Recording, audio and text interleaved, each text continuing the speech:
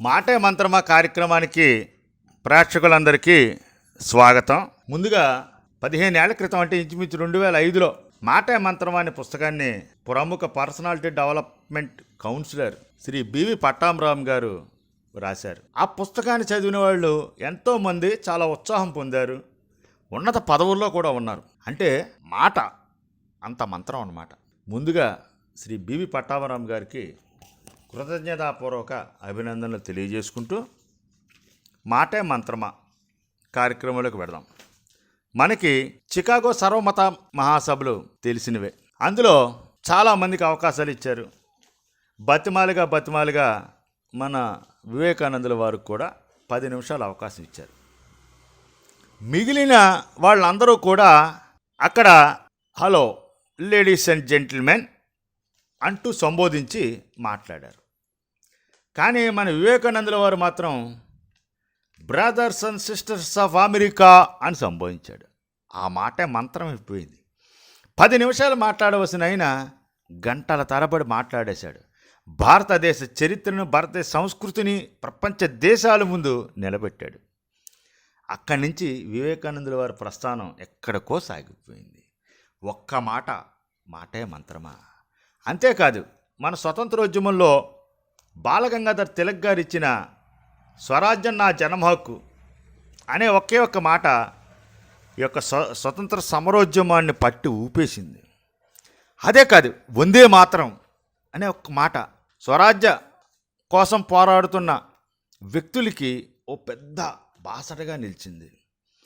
అదేవిధంగా మన జై కిసాన్ జై జవాన్ అనే మాటలు కూడా ఉద్యమాలకి చాలా స్ఫూర్తినిచ్చాయి. 100 ఏళ్ల క్రితం దేశం అంటే మట్టి కాదు, ఈ దేశం అంటే మనుషులోయ్, దేశమును ప్రేమించమన్నా మంచి అన్నది పంచుమన్నా అన్న గురజాడ మాటలు కూడా ఒక రకంగా ఉద్యమాలకు ప్రభావితం చేశాయి, ఎంతో స్ఫూర్తినిచ్చాయి. అంతెందుకు, ఇటీవల కాలంలో పివి నరసింహారావు గారు, మన ఆంధ్రుడు, దేశానికి ప్రధానిగా చేసినవాడు, ఆయన ఒకటే మాట, దేశానికి ప్రభు అయిన ఒక అమ్మకు బిడ్డడే అన్నాడు. ఆ మాట కూడా చాలా ఉత్తేజభరితంగా ఎంతో ప్రభావితం చేయగలిగింది. కోట్లు గడించిన కోటీశ్వరుడైనా, పెద్ద పెద్ద పదవుల్లో ఉన్న నాయకుడైనా, అధికారాలు బట్టే అధికారులైనా మాటలే మంత్రాలు అవుతాయి. ఆ మాటలు ఒక్కోసారి వికసించాయనుకోండి, చాలా నవ్వుల పాలు కూడా అవుతూ ఉంటాయి. ఓ నాయకుడు పేరెందుకులేండి, ఒక సముద్ర తీర ప్రాంతానికి వెళ్ళి అక్కడ ఉపన్యసిస్తూ ఇటువంటి సముద్ర తీర ప్రాంతాన్ని హైదరాబాద్లో కూడా నెలకొల్పితే బాగుంటుంది అన్నాడు. అందరూ నవ్వారు.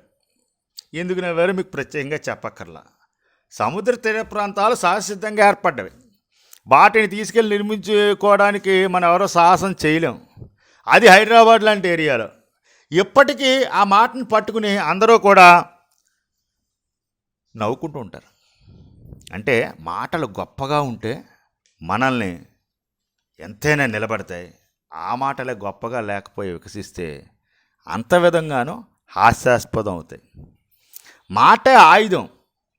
ఆ ఆయుధం మన వెంట ఉంటే మనుషుల మధ్య, సమూహాల మధ్య, ప్రాంతాల మధ్య ఎక్కడికి వెళ్ళినా మనం నెగ్గుకు వచ్చేస్తూ ఉంటాం.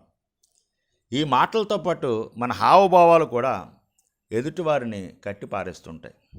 కాబట్టి మాటే మంత్రమా. ఏ అధికారితో ఎలా మాట్లాడాలి, ఏ నాయకుడితో ఎలా మాట్లాడాలి, ఏ సమూహంలో ఎలా మాట్లాడాలి, ఈ విధంగా మాట మంత్రమైతే ప్రతి వాళ్ళు ఏ పనిలోనైనా సరే ముందుకు నెగ్గుకొస్తారు. అదేవిధంగా